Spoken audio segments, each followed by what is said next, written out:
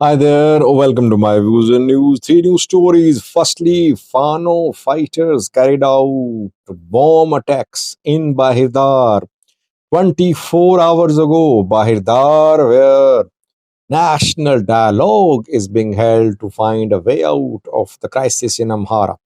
Secondly, a video of the Ethiopian Prime Minister is in circulation. I don't know how new is this video, but the video shows him in a very poor light as a speaker.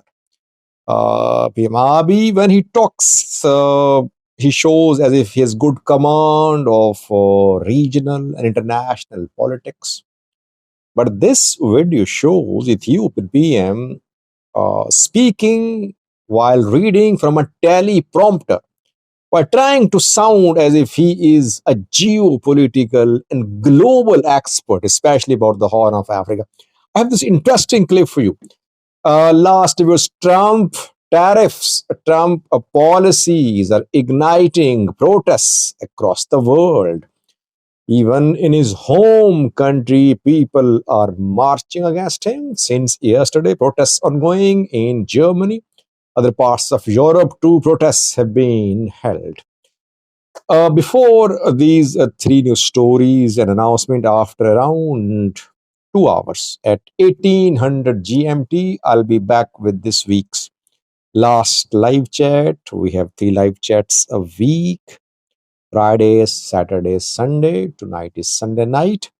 So we'll have this week's last live chat. I'll be waiting for you so that you could join and share your views in the live chat. 1800 GMT. Now is the three news stories. Firstly, Fano fighters carried out some attacks in Bahir Dar. In Bahir Dar, national dialogue is underway. It was launched 2 days ago. A week-long discussion is ongoing there. Mesfin Araya, National Dialogue Commissioner, is there. Hundreds of representatives elected or chosen by National Dialogue body are there too. Fano fighters rejected the National Dialogue, if you remember.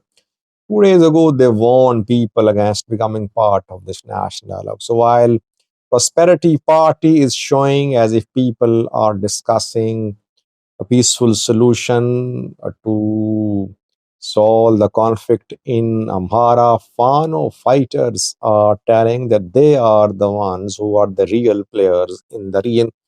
That is why they carried out two attacks in Bahir Dar on Saturday night, reportedly. Kabyle 11 and Kabyle 18 were hit.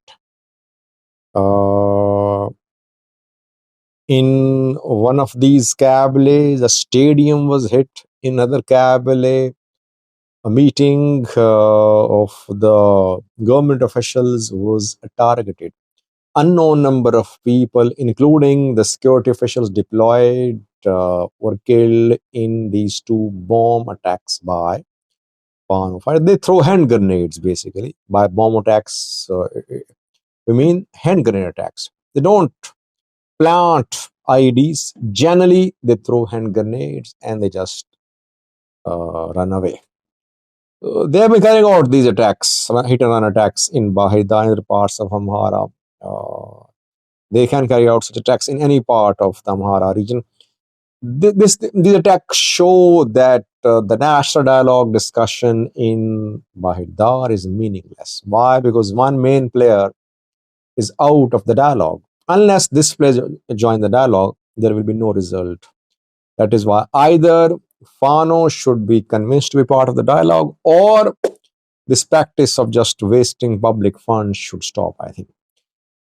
Secondly, viewers, PM Abiy was seen in a video. Do enlighten me, if you could, how old or fresh is this video? When was it recorded? I could not find the exact date. The Prime Minister can be heard talking about international and Middle Eastern powers' interests and presence in the Horn of Africa. Is trying to prove that Horn of Africa is very strategic, that Middle Eastern countries, Western countries, they want to have their presence here. So all the while he was talking about geopolitical situation in the Horn of Africa, he was reading from a teleprompter, trying to show as if he was expressing his views without reading from the teleprompter. You can clearly see that during this talk that he looks down to his right. From there, he is reading from the teleprompter. I mean, I'm not saying that he does not know about the developments in the Horn of Africa. Obviously, as the Prime Minister, he knows much more.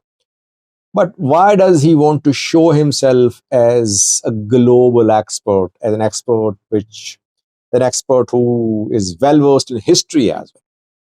I think he could have spoken better had he spoken without teleprompter.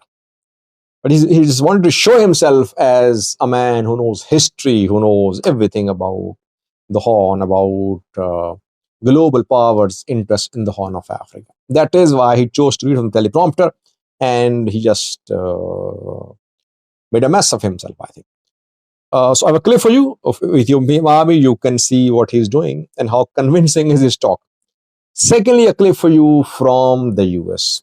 Trump policies are keeping the Americans on the edge. American stock market going down, people losing billions, market losing billions, but not the big guns, by the way. Big guns still making money. Uh, people, common people in the US are suffering. They know that Trump's policies are so unpredictable that anything can happen. Unpredictability does not suit investment. For investment, you need to have some sort of stability. So Trump's policies are igniting protests in the US, not in the US, but in Europe too. Since yesterday, protests have been ongoing in the US, in some parts of Europe too. People rejecting Trump policies. I think Trump making big decisions starting early. He wants to make tough decisions now so that he can then see the benefits of these policies in coming months and then steer his campaign for a third term. He wants third term, by the way. He thought of making big decisions right after his inauguration. The people out on the streets, will he be able to continue or will he just withdraw? Let's see. Two clips for now for you. First one shows PM Abiy trying to show himself as a geopolitical expert. And second clip shows the protests in the US against Trump policies. Thanks for watching. Horn is like the fragile border of Europe's very fractured southern neighborhood. Its backyard is resided by the Muslim world, including Gulf states, Saudi Arabia, and Iran, who aspire to champion regional hegemony. The recent fallout of Qatar and the regional rivalry between Sunni and Shia spilling into the region brought Gulf states, Qatar, Saudi and Iran fighting for influence in the Horn of Africa. Increasing influence from the Gulf has also brought Israel and Turkey onto the passage. Turkey has tried to balance Emirates' influence through trade and security relationships all along the Somali coast, including a military base. The Western world also postulates the region as a periphery where geopolitical interests are contested and setting a playing field of regional rivalries. In the geopolitical view based on American security and Chinese economic interests, Ethiopia and Kenya tend to get much of the attention this day. For instance, maritime trade between Europe and Asia is about 700 billion each year passes through the region. European interests have also increased due to recent migrant crisis and the string of high-profile terrorist incidents. Consequently, funding for the Horn has increased, emphasizing European influence in the region. Well, financially, East Africa's growing economic power has seen heavy investment from India, which is closing in on China at the